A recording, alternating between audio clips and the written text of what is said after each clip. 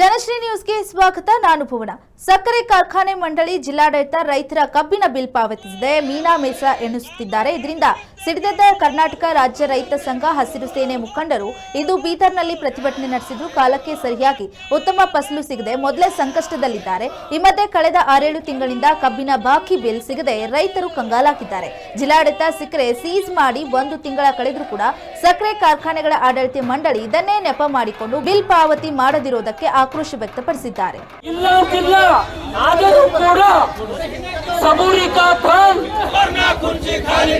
हमारी मांगे पूरी करो, जनते कानून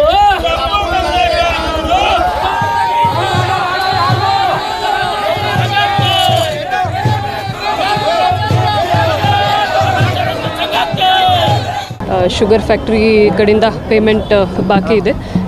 ನಮ್ಮ ಹತ್ತಿರ ಏನು ಮಾಹಿತಿ ಇದೆ ಅದರ ಪ್ರಕಾರ 5ರಿಂದ 2 ಶುಗರ್ ಫ್ಯಾಕ್ಟ್ರಿ 100% ಪೇಮೆಂಟ್ ಮಾಡಿದ್ದಾರೆ. ಶುಗರ್ ರಿಕವರಿ ರೇಟ್ ಪ್ರಕಾರ ಏನು FRP ಡಿಸ್ಕಷನ್ ಇದು ನಿಗದಿಪಡಿಸಲಾಗಿತ್ತು ರಾಜ್ಯ ಸರ್ಕಾರ ವತಿಯಿಂದ, ಅದರ ಪ್ರಕಾರ 100% ಪೇಮೆಂಟ್ ಆಗಿದೆ. ಸುಮಾರು ಒಂದು 60 ಕೋಟಿಯಷ್ಟು ಜಾಸ್ತಿನೂ ಒಂದು 3 ಫ್ಯಾಕ್ಟ್ರಿದವ್ರು ಕಲ್ತಿಕೊಂಡ್ರು. ಯಾರು ನಾರಾಯಣ ಸರ್ಕಾರ ಸಕ್ಕರೆ ಇರ್ಬೋದು, PKSK ಇರ್ಬೋದು, ಆಮೇಲೆ ಬಾಲ್ಕೇಶ್ವರ ಶುಗರ್ಸು. ಅನ್ನಂದ್ರೆ ಇನ್ನೊಂದು ಏನಪ್ಪ ಅಂದ್ರೆ ನಮ್ಮದು MGSSKನೂ ಕೂಡ ಒಂದು ಇನ್ನೂ 50 ರೂಪಾಯಿ ಅವ್ರು ಬಾಕಿ ಇದೆ. ಯಾಕಂದರೆ 2700 ರೂಪಾಯಿ ಹಾಕಬೇಕಿತ್ತು, ಅವ್ರು 2650 ರೂಪಾಯಿನೇ ಹಾಕ್ಯಾರ, ಅವ್ರನ್ನೂ ಕೊಡಬೇಕು. ಮತ್ತು ಭವನಿನೂ ಒಂದು 50 ರೂಪಾಯಿ ಬರಬೇಕು. ಅವ್ರು ಎಲ್ಲ ಇವತ್ತು ಜಿಲ್ಲೆಯಲ್ಲಿದ್ದಂಥ 5 ಸಕ್ಕರೆ ಕಾರ್ಖಾನೆಗಳು ಏನಪ್ಪ ಬಾಕಿ ಕೊಡಬೇಕು. ಇವತ್ತೇನಪ್ಪ ಅಂದ್ರೆ ನಾವು ಈಗಾಗಲೇ ಜಿಲ್ಲಾ ಉಸ್ತುವಾರಿ ಸಚಿವರ ಗಮನಕ್ಕೆ ತಂದೆವು, ಜಿಲ್ಲಾ ಆಡಳಿತ ಎಷ್ಟೋ ಸಲ 2-3 ಸಲ ಮನವಿ ಕೊಟ್ಟೆವು, ಆದರೂ ಕೂಡ ಯಾರೂ ಕ್ಯಾರೆ ಅಲ್ತಾ ಇಲ್ಲ. ಬೆಳಗಾವಿ ಜಿಲ್ಲೆಯ ಅತನಿ ಹೊರವಲಯದ ವಿಜಯಪುರ ಸಂಕೇಶ್ವರ ರಾಷ್ಟ್ರೀಯ ಹೆದ್ದಾರಿಯಲ್ಲಿ ತಡರಾತ್ರಿ 4 ಕಾರು, 1 ಬೃಹತ್ ಲಾರಿ ನಡುವೆ ಸರಣಿ ಅಪಘಾತ ಸಂಭವಿಸಿದ್ದು 3 ಮೃತಪಟ್ಟಿದ್ದಾರೆ. ಬೃಹತ್ ಲಾರಿ, ಪಿಕಪ್ ವಾಹನ, ಸ್ಕಾರ್ಪಿಯೋ, ಇನೋವಾ ಕಾರು ನಡುವೆ ಘರ್ಷಣೆ ನಡೆದು ಲಾರಿ ಮತ್ತು ಪಿಕಪ್ ವಾಹನ ನುಜ್ಜುಗುಜ್ಜಾಗಿದೆ. ಈ ಘಟನೆಯಲ್ಲಿ 3 ಗಂಭೀರ ಗಾಯವಾಗಿದ್ದು ಅತನಿ ಸಮುದಾಯದ ಆಸ್ಪತ್ರೆಯಲ್ಲಿ ಚಿಕಿತ್ಸೆ ನೀಡಲಾಗ್ತಾ ಇದೆ. ಅತನಿ ಪೊಲೀಸರು ಭೇಟಿ ನೀಡಿ ಪರಿಶೀಲನೆ ಮಾಡಿದ್ದಾರೆ.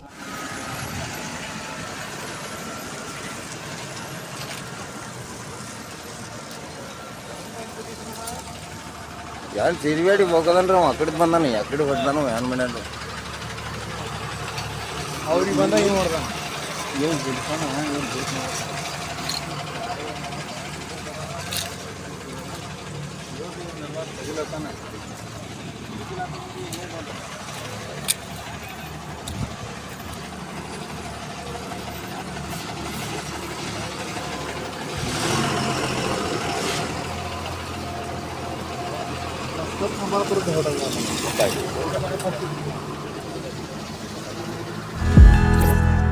ವಕೀಲರ ಕಾಯ್ದೆ ತಿದ್ದುಪಡಿ ಸೇರಿದಂತೆ ವಕೀಲರ ಹಲವು ಬೇಡಿಕೆಗಳ ಈಡೇರಿಕೆಗೆ ಒತ್ತಾಯಿಸಿ ವಕೀಲರ ಸಂಘವು ಕಲಾಪ ಬಹಿಷ್ಕರಿಸಿ ಪ್ರತಿಭಟನೆಯನ್ನ ನಡೆಸಿದ ಘಟನೆ ಮಳವಳ್ಳಿ ಪಟ್ಟಣದಲ್ಲಿ ಜರುಗಿದೆ. ಸಂಘದ ಅಧ್ಯಕ್ಷ ಸುಂದರ್ ನೇತೃತ್ವದಲ್ಲಿ ಪಟ್ಟಣದ ನ್ಯಾಯಾಲಯದ ಆವರಣದಲ್ಲಿ ಪ್ರತಿಭಟನೆ ನಡೆಸಿ ಬಳಿಕ ತಾಲೂಕು ಕಚೇರಿಗೆ ತೆರಳಿ ಮನವಿ ಪತ್ರ ಸಲ್ಲಿಸಲಾಯಿತು.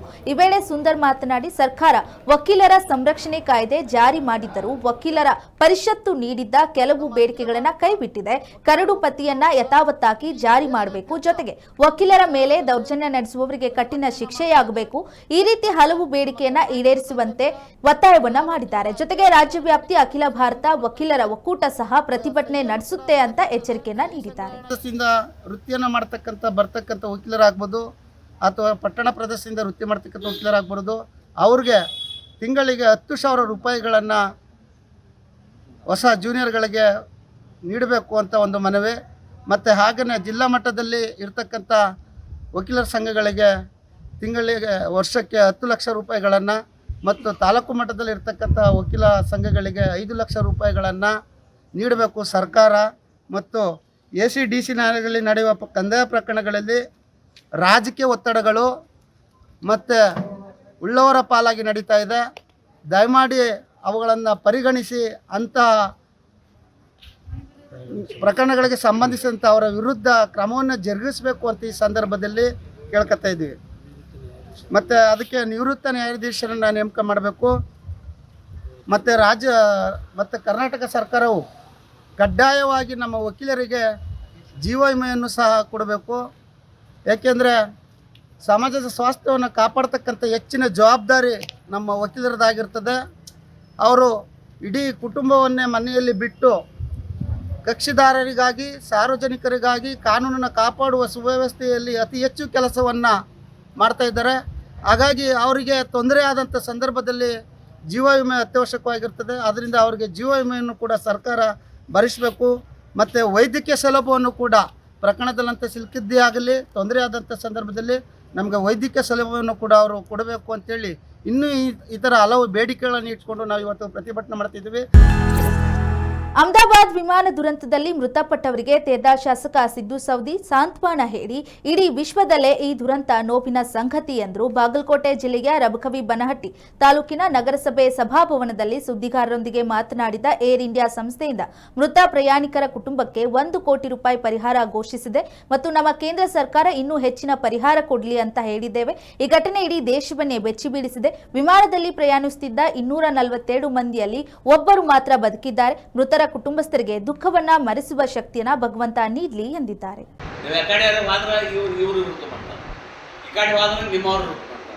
ಏನು ಮಾಡ್ಬೇಕಂತ ಈ ಸಂದಿಗ್ಧ ಪರಿಸ್ಥಿತಿ ಅದ ರೊಕ್ಕ ಎಲ್ಲ ಹಿರಿಯರು ಕೂತ್ಕೊಂಡು ಎಲ್ಲಿ ಆಡಳಿತ ಸೌಧ ಕಟ್ಟಬೇಕು ಅನ್ನೋಂಥದ್ದು ಫೈನಲ್ ಮಾಡಿ ನಮ್ಗೆ ಕೈ ಕೊಟ್ರೆ ಆದಷ್ಟು ಬೇಗನೆ ಚಾಲೂ ಮಾಡ್ತೀವಿ. ಇಲ್ಲಾಂದ್ರೆ ನಮ್ಮ ಪರಿಸ್ಥಿತಿ ಅಂದರೆ ನಾವು ಯಾರಿಗೆ ಹೇಳ್ಬೇಕು. ಇಲ್ಲಾಂದ್ರೆ ಅಧಿಕಾರಿಗಳು ಎಲ್ಲಿ ಮಾಡ್ತಾರೆ ಅಧಿಕಾರಿಗಳ ಮೇಲೆ ಬಿಟ್ಟು ಸರ್. ಈಗ ಯಾವ ಸರ್ವೆ ನಂಬರ್ದಾಗ ತಾವು ಮೀಸಲಾತಿ ಇಟ್ಟರು ಸರ್? ಮೀಸಲಾಗಿ ಇಟ್ಟಿದ್ದು ಯಾವ ಸರ್ವೆ ನಂಬರ್ದಾಗ ಸರ್? ಇಲ್ಲಿದ ನಾಯಕರು ಬಿಟ್ಟಿದ್ರಿ ಅದ್ರ ಬಟ್ಟಿ ಪುನರ್ವಸತಿ ಕೊಡ್ತೀವಲ್ಲ ಅದ್ರಾಗ 4 ಎಕರೆ ಈ ಆಡಳಿತ ಸೌಧಕ್ಕೆ ರಿಸರ್ವ್ ಇಟ್ಟು ಇಲ್ಲಿ ಮೂಲಿ ಈ ಕಡೆ ರೋಡಿಗೆ ರೋಡಿಗೆ ಬ್ರಹ್ಮಾಂಡದ ಗುಡಿ ಅಪೋಸಿಟ್ ಬ್ರಹ್ಮಾಂಡ ಅಲ್ಲಿ ರಿಸರ್ವ್ ಇಟ್ಟಿವಲ್ಲ. ಇವ್ರು ಬೊನೆಟಿ ಅವಲ್ಲ ಅಂತ ನಮ್ಮ ಬೊನೆಟಿಗೆ ಮಾಡ್ರಿ ಎಲ್ಲ ಆಫೀಸ್ ಅಲ್ಲಿಗೆ ಹೋಗ್ತೀವಿ. ನಮ್ಮ ದೂರ ಕೈತಿರ್ತದೆ ಜಮಖಂಡಿ ಹೋಗಿ ಬರ್ತಿದ್ರು ಇದು ದೂರ ಆಗಲ್ಲ. ಬೆಳಗಾವಿ ಜಿಲ್ಲೆಯ ಕಾಗವಾಡ ಪಟ್ಟಣದ ಪ್ರವಾಸಿ ಮಂದಿರದಲ್ಲಿ ನಡೆದ ಜನಸಂಪರ್ಕ ಸಭೆಯಲ್ಲಿ ಲೋಕಾಯುಕ್ತ ಡಿವೈಎಸ್ಪಿ ಭರತ್ ರೆಡ್ಡಿ ಅವರ ಮುಂದೆ ನನ್ನ ಮಗಳ ಸಾವಿಗೆ ನ್ಯಾಯ ಒದಗಿಸಿ ಎಂದು ಮಹಾರಾಷ್ಟ್ರದ ಶಿರೋಳ್ ತಾಲೂಕಿನ ಕವಟೆ ಸಾಗರ್ ಗ್ರಾಮದ ಪೋಷಕರು ಕಣ್ಣೀರು ಹಾಕಿದ ಘಟನೆ ನಡೆದಿದೆ. ನಮ್ಮ ಮಗಳು ಎಂಎಸ್ಸಿ ಪದವೀಧರೆ ಆತ್ಮಹತ್ಯೆ ಮಾಡಿಕೊಂಡಿಲ್ಲ, ಕೊಲೆ ಆಗಿದೆ. ಕಾಗವಾಡ ಪೊಲೀಸರು ರಾಜಕೀಯ ಒತ್ತಡಕ್ಕೆ ಮಣಿದು ಅನ್ಯಾಯ ಮಾಡಿದ್ದಾರೆ ಅಂತ ಆರೋಪಿಸಿ ಲೋಕಾಯುಕ್ತ ಅಧಿಕಾರಿಗಳ ಮುಂದೆ ನ್ಯಾಯಕ್ಕಾಗಿ ಪೋಷಕರು ಅಂಗಲಾಚಿದ್ರು. ಕಳೆದ ಡಿಸೆಂಬರ್ ತಿಂಗಳಿನಲ್ಲಿ ಧನುಶ್ರೀ ಮೃತಪಟ್ಟಿದ್ದು ಆಕೆಯನ್ನ ಮಂಗಸೂಳಿ ಗ್ರಾಮದ ನಿವಾಸಿ ಚೇತನ್ ಮಲದಾರ್ ಜೊತೆ ವಿವಾಹ ಮಾಡಿಕೊಡಲಾಗಿತ್ತು.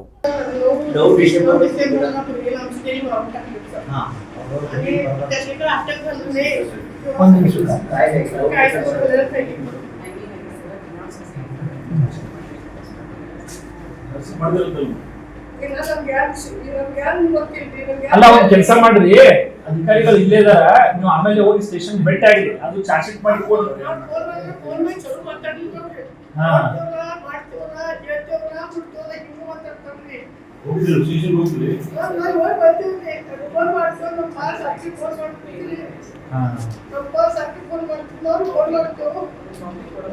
ಮೇಡಮ್ ಅವ್ರು ಕೆಲಸ ಮಾಡ್ರಿ, ಅವ್ರು ರೆಸ್ಪಾನ್ಸ್ ಮಾಡಿ ಅದೇನು ಅವ್ರ ಒಂದು ಕಾಪಿ ಕೊಡಿ, ಚಾರ್ಜ್ ಶೀಟ್ ಕೊಡ್ರಿ. ಚಾರ್ಜ್ ಶೀಟ್ ಬೇಕಂತಂದ್ರೆ ಎಸ್ ಪಿ ಆಫೀಸ್ ಹೋಗಿ ಚಲನ್ ಕರ್ಕೊಂಬ ಅಂತ ಹೇಳಿ. ನೀವು ಒಂದ್ ಕೆಲಸ ಮಾಡ್ರಿ,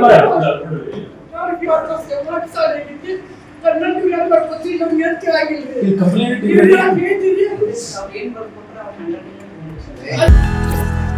ತಿಪ್ಟೂರು ತಾಲೂಕಿನ ಅಂಬೇಡ್ಕರ್ ಸೇವಾ ಸಮಿತಿಯ ಸದಸ್ಯರ ತಾಲೂಕು ಮಟ್ಟದ ಪದಾಧಿಕಾರಿಗಳ ಆಯ್ಕೆ ಪ್ರಕ್ರಿಯೆ ಇಂದು ನಗರದಲ್ಲಿ ಪ್ರವಾಸಿ ಮಂದಿರದಲ್ಲಿ ನಡೆಸಲಾಯಿತು. ಎಎಸ್ಎಸ್ಕೆ ತಾಲೂಕು ಅಧ್ಯಕ್ಷ ಶಿವಕುಮಾರ್ ಮತ್ತಿಘಟ್ಟ ಬಾಬಾ ಸಾಹೇಬ್ ಅಂಬೇಡ್ಕರ್ ಅವರಿಗೆ ಪುಷ್ಪ ನಮನ ಸಲ್ಲಿಸುವ ಮುಖಾಂತರ ಕಾರ್ಯಕ್ರಮ ಉದ್ಘಾಟಿಸಿ ಮಾತನಾಡಿ, ತಾಲೂಕಿನಲ್ಲಿ ಅನೇಕ ಕುಂದು ಕೊರತೆಗಳಿದ್ದು ಅವುಗಳನ್ನು ಬಗೆಹರಿಸುವಲ್ಲಿ ನಮ್ಮ ಸಂಘಟನೆ ಶ್ರಮಿಸುವುದಲ್ಲದೆ ಬಡವರ, ನೊಂದವರ ಹಾಗೂ ದಲಿತರ ಧ್ವನಿಯಾಗಲಿದೆ ಎಂದರು. ದಲಿತ ಸಮುದಾಯದ ಮೇಲೆ ಇಂದಿಗೂ ನಡೀತಾ ಇರುವಂತಹ ಶೋಷಣೆಯನ್ನ ನಮ್ಮ ಸಂಘಟನೆ ತೀವ್ರವಾಗಿ ಖಂಡಿಸುತ್ತಿದೆ ಎಂದಿದ್ದಾರೆ. ಡಾಕ್ಟರ್ ಅಂಬೇಡ್ಕರ್ ಸೇವಾ ಸಮಿತಿ ಕರ್ನಾಟಕ ಈ ಸಂಘಟನೆಯನ್ನ ತಿಪ್ಟೂರು ಭಾಗದಲ್ಲಿ ನಗರದಲ್ಲಿ ಶುರು ಮಾಡಿ ಸ್ಥಾಪನೆಯಾಗಿ ಸುಮಾರು 2 ವರ್ಷ ಆಗಿದೆ. 2 ವರ್ಷದಿಂದ ಈ ಸಂಘ ಅಂಬೇಡ್ಕರ್ ಸೇವಾ ಸಮಿತಿ ದಲಿತರ ಪರವಾದಂಥ, ನೊಂದರ ಪರವಾದಂಥ ಧ್ವನಿಯಾಗಿ ಕೆಲಸಗಳನ್ನು ಮಾಡ್ಕೊಂಡು ಬಂದಿದೆ. ಈ 2 ವರ್ಷದ ಅವಧಿನಲ್ಲಿ ಸಾಕಷ್ಟು ಗೆಲುವುಗಳನ್ನು ಕಂಡಿದ್ದೀವಿ, ಅವಮಾನಗಳನ್ನು ಎದುರಿಸಿದ್ದೀವಿ. ಈ ಎಲ್ಲ ಮುಂಚೂಣಿಲಿದ್ದು ಈ ಎಲ್ಲ ಕೆಲಸ ಕಾರ್ಯಗಳನ್ನು ಬಿಟ್ಟು ದಲಿತರು ಈ ಸಂಘಟನೆಗೋಸ್ಕರ ದುಡಿದಿರೋದಿದ್ದಾರೆ. ಈ 2 ವರ್ಷದ ಅವಧಿನಲ್ಲಿ ಈಗೊಂದು ಹೊಸ ಹುರುಪಿನೊಂದಿಗೆ ಹೊಸ ಯುವಕರಿಗೆ ಅವಕಾಶ ಕೊಡಬೇಕು, ಮತ್ತೆ ಸಂಘಟನೆ ಇನ್ನೂ ಹೆಚ್ಚಿನದಾಗಿ ಬಲಪಡಿಸಬೇಕು ಅನ್ನೋ ಉದ್ದೇಶದಿಂದ ಒಂದು ರೀಫಾರ್ಮೇಷನ್ ಮಾಡಿ ಮಾಡ್ತಾ ಇರುವಂಥ ಒಂದು ಉದ್ದೇಶ. ಮತ್ತು ಎರಡನೇದು ಈ ನಗರ ಭಾಗದಲ್ಲಿ ಈ ಆಟೋ ಚಾಲಕರಿಗೆ ಭಾಳ ತೊಂದರೆ ಆಗಿರೋದ್ರಿಂದ ಆ ನಗರ ಆಟೋ ಘಟಕವನ್ನು ಶುರು ಮಾಡಬೇಕು ಅನ್ನೋ ಒಂದು ಉದ್ದೇಶದಿಂದ ಈ ಸಭೆಯನ್ನು ಕರೆದಾ ಇದ್ದೀವಿ. ಮುಖ್ಯಮಂತ್ರಿ ಸಿದ್ದರಾಮಯ್ಯ ವಿರುದ್ಧ ಮಾಹಿತಿ ಹಕ್ಕು ಹೋರಾಟಗಾರ ಭೀಮಪ್ಪ ಗಡಾದ್ ಬೆಳಗಾವಿ ಕ್ಯಾಂಪ್ ಪೊಲೀಸ್ ಠಾಣೆಯಲ್ಲಿ ದೂರು ನೀಡಿದ್ದಾರೆ. ಏಪ್ರಿಲ್ 28ರಂದು ಬೆಳಗಾವಿಯಲ್ಲಿ ನಡೆದ ಕಾಂಗ್ರೆಸ್ ಸಮಾವೇಶದಲ್ಲಿ ಸಿಎಂ ಸಿದ್ದರಾಮಯ್ಯ ಭಾಷಣದ ವೇಳೆ ಧಾರವಾಡ ಹೆಚ್ಚುವರಿ ಎಸ್ಪಿ ನಾರಾಯಣ್ ಬರ್ಮನಿ ಅವರ ಮೇಲೆ ಕೈ ಎತ್ತಿದ್ದಾರೆ. ಈ ವೇಳೆ ಬಿಜೆಪಿ ಕಾರ್ಯಕರ್ತರು ಸಿಎಂ ವಿರುದ್ಧ ಧಿಕ್ಕಾರ ಕೂಗಿ ಕಪ್ಪು ಬಾವುಟ ಪ್ರದರ್ಶನ ಮಾಡಿದ್ರು. ಕರ್ತವ್ಯ ಲೋಪ ಎಸಗಿದ್ದಕ್ಕೆ ಕ್ಯಾಂಪ್ ಇನ್ಸ್ಪೆಕ್ಟರ್ ಅಲ್ತಾಫ್ ಮುಲ್ಲಾ ಸೇರಿ ಇಬ್ಬರು ಪೊಲೀಸರನ್ನ ಅಮಾನತು ಮಾಡಲಾಗಿತ್ತು. ಭಾರತೀಯ ನ್ಯಾಯ ಸಂಹಿತೆ 2023 ಕಲಂ 132ರ ಪ್ರಕಾರ ಕ್ಯಾಂಪ್ ಠಾಣೆಯಲ್ಲಿ ದೂರು ದಾಖಲಿಸಿದ್ದು ರಾಷ್ಟ್ರೀಯ ಮಾನವ ಹಕ್ಕು ಆಯೋಗಕ್ಕೂ ಸಿದ್ದರಾಮಯ್ಯ ಅವರ ವಿರುದ್ಧ ಗಡಾದ್ ದೂರು ನೀಡಿದ್ದಾರೆ. ಇವಾಗ ಏನಾಗಿದೆ 28/4/2025ರಂದು ಬೆಳಗಾವಿಯಲ್ಲಿ ಈ ಕೇಂದ್ರದ ಬೆಲೆ ನೀತಿ ವಿರೋಧಿಸಿ ಕಾಂಗ್ರೆಸ್ ಒಂದು ಸಮಾವೇಶ ಹಮ್ಮಿಕೊಂಡಿತ್ತು. ಆ ಸಮಾವೇಶದ ಒಂದು ಕಾರ್ಯಕ್ರಮದಲ್ಲಿ ಮುಖ್ಯಮಂತ್ರಿಗಳಾದಂಥ ಸಿದ್ದರಾಮಯ್ಯನವರು ಏನು ಮಾಡಿರಪ್ಪ ಅಂದ್ರೆ ಧಾರವಾಡ ಜಿಲ್ಲೆ ಹೆಚ್ಚುವರಿ ಪೊಲೀಸ್ ವರಿಷ್ಠಾಧಿಕಾರಿ ಶ್ರೀ ನಾರಾಯಣ್ ಬರ್ಮನಿ ಅವರನ್ನು ಏಕವಚನದಿಂದ ಬೆದರಿಸುವ ಧ್ವನಿಯಲ್ಲಿ ಕೂಗಿದ್ದಲ್ಲದೆ ಅವರನ್ನು ಹೊಡೆಯಲಿಕ್ಕೆ ಕೈ ಎತ್ತಿದರು. ಇವತ್ತು ಮಾನ್ಯ ಮುಖ್ಯಮಂತ್ರಿಗಳಿಗೆ ಗೌರವ ಅರ್ಪಿಸಲಿಕ್ಕೆ ಅವರು ಸೆಲ್ಯೂಟ್ ಹೊಡೆಯೋ ಟೈಮ್ದಲ್ಲಿ ಅವ್ರನ್ನ ಇವರು ಬಡಿಲಿಕ್ಕೆ ಕೈ ಎತ್ತಿದ್ದು ಇಡೀ ಪೊಲೀಸ್ ಇಲಾಖೆಗೆ ಅವಮಾನ ಮಾಡಿದಂತಾಗಿದೆ. ಅದಲ್ಲದೆ ಶಾಸಕಾಂಗದ ಮುಖ್ಯಸ್ಥರಾದ ಮುಖ್ಯಮಂತ್ರಿ ಸಿದ್ದರಾಮಯ್ಯನವರೇ ಕಾನೂನಿನ ಉಲ್ಲಂಘನೆ ಮಾಡಿದ್ದಾರೆ ಅಂತೇಳಿ ಸ್ಪಷ್ಟವಾಗಿ ನಮ್ಗೆ ಕಂಡು ಬರ್ತಾ ಇದೆ. ಆದ್ದರಿಂದ ಇವತ್ತಿನ ದಿವಸ ಮುಖ್ಯಮಂತ್ರಿ ಸಿದ್ದರಾಮಯ್ಯನವ್ರ ಮೇಲೆ ಕಾನೂನು ರೀತಿ ಕ್ರಮ ಕೈಗೊಳ್ಳಬೇಕಂತ ಹೇಳ್ತಾರೆ. ನಾನು ಬೆಳಗಾವಿಯ ಕ್ಯಾಂಪ್ ಪೊಲೀಸ್ ಠಾಣೆಯಲ್ಲಿ ಇವತ್ತು ನಾನು ಒಂದು ದೂರನ್ನು ಕೊಟ್ಟಿದ್ದೀನಿ. ದೂರನ್ನು ಹೆಂಗೆ ಕೊಟ್ಟಿದ್ದೀನಪ್ಪ ಅಂದ್ರೆ ದಾಖಲೆಗಳ ಸಮೇತ ಕೊಟ್ಟಿದ್ದೀನಿ. ಒಂದು ಪೊಲೀಸ್ ಕಾನೂನು ಏನು ಹೇಳ್ತದೆ ಅಂದರೆ ದೂರನ್ನು ದಾಖಲಿಸಿದ 48 ಗಂಟೆಯೊಳಗಾಗಿ ಆಪಾದಿತ ವ್ಯಕ್ತಿಯ ಮೇಲೆ FIR ದಾಖಲು ಮಾಡಿ ಆ ಸಂಬಂಧಪಟ್ಟ ಕೋರ್ಟ್ಗೆ ಅದನ್ನು ನ್ಯಾಯಾಲಯಕ್ಕೆ ಕಳಿಸ್ಬೇಕಂತೇಳಿ ಹೇಳ್ತೈತಿ. ಇಲ್ಲೇ ನಮ್ಮದು ಸತ್ಯವಾಗಿ ಖಚಿತವಾಗಿದೆ. ಯಾಕಂದ್ರೆ ಸಿದ್ದರಾಮಯ್ಯನವರು ಕೈ ಎತ್ತಿ ಬಡಲಿಕ್ಕೆ ಹೊಡೆದಂಥ ವಿಡಿಯೋ ದೃಶ್ಯಾವಳಿಗಳನ್ನು ನಾನು ಕೊಟ್ಟಿದ್ದೀನಿ. ಅದು ಆದ್ದರಿಂದ ಇವತ್ತು ಸಾರ್ವಜನಿಕ ಸೇವೆಯಲ್ಲಿ ಸಾರ್ವಜನಿಕ ನೌಕರರಿಗೆ ಪಬ್ಲಿಕ್ ಮುಂದೆ ಅವ್ರನ್ನ ಕೀಳರಿಮೆ ಪದಗಳನ್ನು ಬಳಸಿ ಅವ್ರನ್ನ ಹೊಡಲಿಕ್ಕೆ ಹೋಗುವಂಥ ಅಧಿಕಾರ ಮಾನ್ಯ ಮುಖ್ಯಮಂತ್ರಿ ಸಿದ್ದರಾಮಯ್ಯ ಅವ್ರಿಗೆ ಇರುವುದಿಲ್ಲ. ಅವತ್ತು ತಮ್ಮ ಅಧಿಕಾರದ ದರ್ಪದಿಂದ ಇವತ್ತೇನು ಅವರು ಸಿದ್ದರಾಮಯ್ಯನವರು ಕೈ ಎತ್ತಿ ಬಡಿಲಿಕ್ಕೆ ಹೋದರೂ ಇದು ಪೊಲೀಸ್ ಇಲಾಖೆ ಅಷ್ಟೇ ಅಲ್ಲ, ರಾಜ್ಯದಲ್ಲಿರ್ತಕ್ಕಂಥ ಎಲ್ಲ ಇಲಾಖೆಯ ಕಿರಿಯ ಅಧಿಕಾರಿಗಳಿಗೆ ಒಂದು ಭಯದ ವಾತಾವರಣವನ್ನು ಉಂಟು ಮಾಡಿದೆ ಅಂತ ಹೇಳಿ ಬಯಸ್ತಾ ಇದ್ದೀನಿ. ಇವತ್ತು ಅದು ಭಾರತೀಯ ನ್ಯಾಯ ಸಂಹಿತೆ 2023ರ ಕಲಂ 132 ಏನು ಹೇಳ್ತಪ್ಪ ಅಂದ್ರೆ ಅದು ಯಾರು ಕರ್ತವ್ಯ ನಿರತರಾಗಿರ್ತಾರೆ ಸಾರ್ವಜನಿಕ ನೌಕರರು ಅಥವಾ ಪೊಲೀಸರಾಗಿರ್ಬೋದು, ಇವತ್ತು ಕರ್ತವ್ಯ ಪಾಲನೆ ಮಾಡುವ ಸಮಯದಲ್ಲಿ ಈ ಜನಸೇವಕರಾಗಲಿ ಅಥವಾ ಬೇರೆ ಯಾರಾದರೂ ಅವ್ರ ಮೇಲೆ ಕೈ ಎತ್ತಿ ಹೊಡಿಲಿಕ್ಕೆ ಹೋದ್ರಂದ್ರೆ ಅವ್ರಿಗೆ 2 ವರ್ಷಗಳ ಕಾರಾಗೃಹವಾಸ ಶಿಕ್ಷೆ ಅಂತ ಹೇಳ್ತಾರೆ. ಆ ಸರ್ಕಾರ ಮಾಡಿದಂಥ ಕಾನೂನು ಇದೆ. ಈ ಶಾಸಕಾಂಗದ ಮುಖ್ಯಸ್ಥ ಸಿದ್ದರಾಮಯ್ಯನವರು ಅವರಲ್ಲೇ ಕಾನೂನು ರಚನೆ ಆಗ್ತಾವೆಲ್ಲ ತಮ್ಗೆ ಗೊತ್ತಿದೆ. ಶಾಸಕಾಂಗ, ಕಾರ್ಯಾಂಗ, ನ್ಯಾಯಾಂಗ. ಈ ಶಾಸಕಾಂಗದ ಮುಖ್ಯಸ್ಥನಾಗಿ ಕಾರ್ಯಾಂಗದ ಅಧಿಕಾರಿಗಳನ್ನು ಉತ್ತೇಜಿಸಬೇಕು. ಅವ್ರನ್ನ ಯಾವಾಗಲೂ ಅಧಿಕಾರಿಗಳನ್ನ ಉತ್ತೇಜಿಸುತ್ತಾ ಕೆಲಸವನ್ನು ತೊಗೊಳ್ಬಿಟ್ಟು ಅವ್ರನ್ನ ಹೆದರಿಸಿ ಈ ರೀತಿ ಒಂದು ದರ್ಪದಿಂದ ಏನು ಹೇಳಿದ್ದಾರೆ ಇದು ಭಾಳ ತಪ್ಪು. ಆದ್ದರಿಂದ ಇವತ್ತು ನಾನು ಕ್ಯಾಂಪ್ ಪೊಲೀಸ್ ಠಾಣೆಯಲ್ಲಿ ದಾಖಲೆಗಳ ಸಮೇತವಾಗಿ ದೂರು ನೀಡಿದ್ದೀನಿ. ಅವ್ರು ಏನಾದರೂ ಕಾನೂನು ರೀತಿ ಕ್ರಮ ತೆಗೆದುಕೊಂಡು ಅವ್ರನ್ನ ಅರೆಸ್ಟ್ ಮಾಡಿ ಅವ್ರ ಮುಂದಿನ ಕ್ರಮ ಮಾಡದೇ ಇದ್ದಲ್ಲಿ ನಾನು ನ್ಯಾಯಾಲಯ ಮುಖಾಂತರ ಹೋರಾಟ ಮಾಡೋದಂತ ತಮ್ಗೆ ಹೇಳಿಕ್ಕೆ ಬಯಸ್ತಾ ಇದ್ದೀನಿ. ಇಲ್ಲಿ ಮತ್ತೊಂದು ಮಾತು, ರಾಷ್ಟ್ರೀಯ ಮಾನವ ಹಕ್ಕುಗಳ ಆಯೋಗ ನವದೆಹಲಿ ಅಲ್ಲಿ ಕೂಡ ನಾನು ದೂರನ್ನು ಕೊಟ್ಟಿದ್ದೀನಿ. ಆ ಕಾಪಿ ತಮಗೆಲ್ಲ ಕೊಟ್ಟಿದ್ದೀನಿ ಈಗಾಗಲೇ. ಆ ರಾಷ್ಟ್ರೀಯ ಮಾನವ ಹಕ್ಕುಗಳ ಅಧ್ಯಕ್ಷರಿಗೂ ಕೂಡ ನಾನು ಈ ದಾಖಲೆಗಳ ಸಮೇತ ದೂರು ಸಲ್ಲಿಸಿ ಒಬ್ಬ ಪೊಲೀಸ್ ಅಧಿಕಾರಿಯ ಹಕ್ಕುಗಳ ಉಲ್ಲಂಘನೆ ಆಗಿದೆ, ಮಾನವ ಹಕ್ಕು ಉಲ್ಲಂಘನೆ ಆಗಿದೆ, ಇದ್ರ ಬಗ್ಗೆ ತನಿಖೆ ಮಾಡಿರ್ತಾ ಅಲ್ಲಿ ದೂರು ಕೊಟ್ಟಿದೆ ಅಂತ ಹೇಳಿಕ್ಕೆ ಬಯಸ್ತಾ ಇದ್ದೀನಿ. ಭೀಮಪ್ಪ ಗಡಾದ್ ಮಾಹಿತಿ ಹಕ್ಕು ಕಾರ್ಯಕರ್ತ ಮೂಡಲಿಗೆ. ಮಳವಳ್ಳಿ ಪಟ್ಟಣದ ಹೊರವಲಯದಲ್ಲಿರುವ ಪ್ರಸಿದ್ಧ ಪುರಾತನ ಕಾಲದ ಮಾರೇಹಳ್ಳಿ ಶ್ರೀ ಲಕ್ಷ್ಮೀ ನರಸಿಂಹಸ್ವಾಮಿ ದಿವ್ಯ ರಥೋತ್ಸವ ಬಲು ವಿಜೃಂಭಣೆಯಿಂದ ಜರುಗಿತು. ಬೆಳಗ್ಗೆಯಿಂದಲೇ ವಿಶೇಷ ಪೂಜೆ ಕಾರ್ಯಕ್ರಮಗಳೊಂದಿಗೆ ಪ್ರಾರಂಭವಾಗಿ ಸಾವಿರಾರು ಭಕ್ತರು ದೇವಸ್ಥಾನಕ್ಕೆ ಆಗಮಿಸಿ ಸರದಿ ಸಾಲಿನಲ್ಲಿ ನಿಂತು ದರ್ಶನ ಪಡೆದು ಪ್ರಸಾದ ಸ್ವೀಕರಿಸಿದರು. ಶಾಸಕ ನರೇಂದ್ರ ಸ್ವಾಮಿ ಹಾಗೂ ತಹಸೀಲ್ದಾರ್ ಲೋಕೇಶ್ ಸಮ್ಮುಖದಲ್ಲಿ ಪೂಜೆಯನ್ನ ಸಲ್ಲಿಸಲಾಯಿತು. ಬಳಿಕ ಉತ್ಸವ ಮೂರ್ತಿ ರಥದ ಮೇಲೆ ಇಟ್ಟ ರಥವನ್ನ ಎಳೆಯುವ ಮುಖಾಂತರ ಚಾಲನೆಯನ್ನ ನೀಡಿದ್ರು. ಮಳೆ ಬಂದರೂ ಲೆಕ್ಕಿಸದೆ ಭಕ್ತರು ಛತ್ರಿ ಹಿಡಿದು ನಿಂತ ರಥೋತ್ಸವವನ್ನ ವೀಕ್ಷಿಸಿದ್ದಾರೆ. ಈ ವೇಳೆ ಶಾಸಕರು ಮಾತನಾಡಿ, ಪ್ರತಿ ವರ್ಷದಂತೆ ಈ ವರ್ಷವೂ ದಿವ್ಯ ರಥೋತ್ಸವ ವಿಜೃಂಭಣೆಯಿಂದ ಜರುಗಿದ್ದು, ಈ ವೇಳೆ ವರುಣ ಸಿಂಚನವಾಗಿದೆ. ಇದು ಶುಭದ ಸಂಕೇತ. ರೈತರು ಹಾಗೂ ಸಾರ್ವಜನಿಕರಿಗೆ ಒಳ್ಳೆಯದೇ ಮಾಡಲಿ ಎಂದು ದೇವರಲ್ಲಿ ಪ್ರಾರ್ಥನೆ ಮಾಡುತ್ತೇನೆ ಎಂದಿದ್ದಾರೆ. ಮಳವಳ್ಳಿಯ ಮಾರೇಳಿ ಲಕ್ಷ್ಮೀ ನರಸಿಂಹಸ್ವಾಮಿಯ ರಥೋತ್ಸವ ಇಂದು ಅತ್ಯಂತ ವಿಜೃಂಭಣೆಯಿಂದ ಭಕ್ತ ಸಾಗರದ ನಡುವೆ ವಿಜೃಂಭಣೆಯಿಂದ ನಡೆದಿದೆ. ಅದರಲ್ಲಿ ನಾನು ನನ್ನ ಕುಟುಂಬ ಸಮೇತ ಇವತ್ತು ಭಾಗಿಯಾಗಿ ಆ ದೇವರ ಆಶೀರ್ವಾದವನ್ನು ಬೇಡಿ ನಾಡಿನ ಜನತೆಗೆ ಎಲ್ಲ ರೀತಿಯಲ್ಲಿ ಸುಖ ಸಮೃದ್ಧಿಯೊಂದಿಗೆ ನಾಡಿನ ಎಲ್ಲ ಜನ ಸಂತೋಷದಿಂದ ಆರೋಗ್ಯದಿಂದ ಸಮೃದ್ಧಿಯಾಗಿ ಬದುಕುವಂಥ ಬದುಕನ್ನು ನೀಡಪ್ಪ ಅಂತ ಪ್ರಾರ್ಥನೆ ಮಾಡಿದ್ದೇನೆ. ಸಕಾಲದಲ್ಲಿ ಮಳೆ ಆಗೋದಕ್ಕೂ ಮತ್ತು ಇವತ್ತಿನ ರಥೋತ್ಸವ ಸಂದರ್ಭದಲ್ಲೂ ವರ್ಣನ ಸಿಂಚನ ಆಯಿತು. ಇವೆಲ್ಲ ಒಂದು ರೀತಿಯ ಶುಭ ಸೂಚನೆ. ಜನತೆ ನೆಮ್ಮದಿಯಾಗಿದ್ದರೆ ರಾಜ್ಯ ರಾಷ್ಟ್ರ ತನ್ನಷ್ಟು ತಾನೇ ನೆಮ್ಮದಿಯಲ್ಲಿರ್ತದೆ. ಅದನ್ನು ಕರುಣಿಸುವ ಅಂತ ಆ ಲಕ್ಷ್ಮೀ ನರಸಿಂಹಸ್ವಾಮಿಯಲ್ಲಿ ಕುಟುಂಬ ಸಮೇತ ನಮ್ಮ ಥೈಲ್ಯಾಂಡ್ನ ಪುಕೆಟ್ ದ್ವೀಪದಿಂದ ದೆಹಲಿಗೆ ತೆರಳುತ್ತಾ ಇದ್ದಂತ ಏರ್ ಇಂಡಿಯಾ ವಿಮಾನಕ್ಕೆ ಬಾಂಬ್ ಬೆದರಿಕೆ ಹಾಕಲಾಗಿದೆ. ಅಹಮದಾಬಾದ್ ವಿಮಾನ ದುರಂತವಾಗಿ 24 ಗಂಟೆ ಕೂಡ ಕಳೆದಿಲ್ಲ. ಈ ಹೊತ್ತಿನಲ್ಲೇ ಏರ್ ಇಂಡಿಯಾ AI 379ಗೆ ಬೆದರಿಕೆ ಬಂದಿರೋದು ಸಾರ್ವಜನಿಕರಲ್ಲಿ ಹಾಗೂ ಪ್ರಯಾಣಿಕರಲ್ಲಿ ಆತಂಕ ಸೃಷ್ಟಿಸಿದೆ. ಬಾಂಬ್ ಬೆದರಿಕೆ ನಂತರ ಥೈಲ್ಯಾಂಡ್ನಲ್ಲಿ ತುರ್ತು ಭೂಸ್ಪರ್ಶಕ್ಕೆ ಮನವಿ ಮಾಡಲಾಗಿದ್ದು, ವಿಮಾನದಿಂದ ಪ್ರಯಾಣಿಕರನ್ನ ಹೊರ ಕರೆದುಕೊಂಡು ಬಂದಿದ್ದಾರೆ ಅಂತ ಥೈಲ್ಯಾಂಡ್ ವಿಮಾನ ನಿಲ್ದಾಣ ಅಧಿಕಾರಿಯೊಬ್ಬರು ತಿಳಿಸಿದ್ದಾರೆ. ಆದರೆ ಪ್ರಾಥಮಿಕ ಶೋಧದ ನಂತರ ಸಂಬಂಧಪಟ್ಟ ಏರ್ ಇಂಡಿಯಾ ವಿಮಾನದೊಳಗೆ ಯಾವುದೇ ಬಾಂಬ್ ಪತ್ತೆಯಾಗಿಲ್ಲ. ಕೋಮು ಸಂಘರ್ಷವನ್ನ ತಡೆಗಟ್ಟಲು ಹೊಸ ತಂಡವೊಂದು ರೆಡಿಯಾಗಿದೆ. ಮಂಗಳೂರಿನಲ್ಲಿ ಸ್ಪೆಷಲ್ ಆಕ್ಷನ್ ಫೋರ್ಸ್ ಇಂದು ಅಸ್ತಿತ್ವಕ್ಕೆ ಬಂದಿದೆ.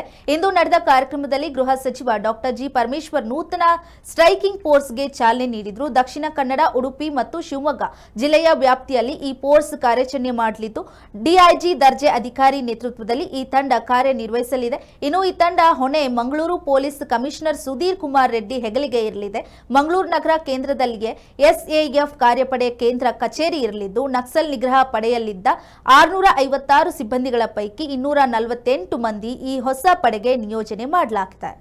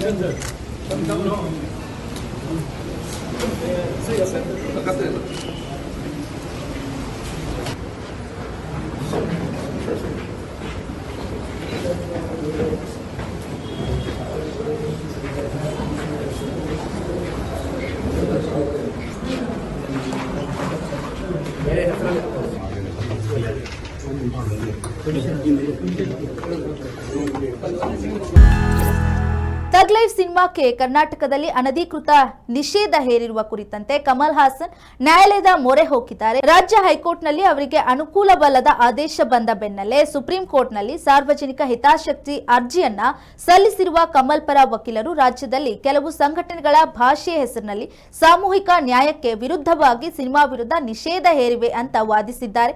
ವಾದ ಆಲಿಸಿದ ಸುಪ್ರೀಂ ಕೋರ್ಟ್ ಸಿಬಿಎಫ್ಸಿ ಪ್ರಮಾಣ ಪತ್ರ ಪಡೆದಿರುವ ತಮಿಳ್ ಚಲನಚಿತ್ರ ತಗ್ ಲೈಫ್ ಅನ್ನ ಕರ್ನಾಟಕ ರಾಜ್ಯದ ಚಿತ್ರಮಂದಿರಗಳಲ್ಲಿ ಅನಧಿಕೃತವಾಗಿ ನಿಷೇಧ ಹೇರಲಾಗಿದೆ. ಭಾಷಾ ಅಲ್ಪಸಂಖ್ಯಾತರನ್ನ ಗುರಿಯಾಗಿಸಿಕೊಂಡು ದೊಡ್ಡ ಪ್ರಮಾಣದ ಹಿಂಸಾಚಾರದ ಪ್ರಚೋದನೆ ಮಾಡಲಾಗಿದೆ. ಭಯದ ವಾತಾವರಣ ನಿರ್ಮಿಸುವ ಪ್ರಯತ್ನ ಕಾಣುತ್ತಿದೆ. ಅರ್ಜಿಯ ತುರ್ತು ಮತ್ತು ನ್ಯಾಯಾಲಯದ ಮುಂದೆ ಹಾಜರುಪಡಿಸಲಾದ ವಿಷಯಗಳನ್ನು ಪರಿಗಣಿಸಿ ಪ್ರತಿವಾದಿಗಳಿಗೆ ಪ್ರತಿಕ್ರಿಯೆ ನೀಡಲು ನೋಟಿಸ್ ನೀಡಲಾಗಿದೆ ಎಂದಿದ್ದಾರೆ. ಇದಿಷ್ಟೇ ಹೊತ್ತಿನ ಪ್ರಮುಖ ಅಪ್ಡೇಟ್ಸ್. ನಿರಂತರ ಸುದ್ದಿಗಾಗಿ ನೋಡ್ತಾ ಇರಿ ಜನಶ್ರೀ ನ್ಯೂಸ್. ಇದು ಜನರ ಧ್ವನಿ.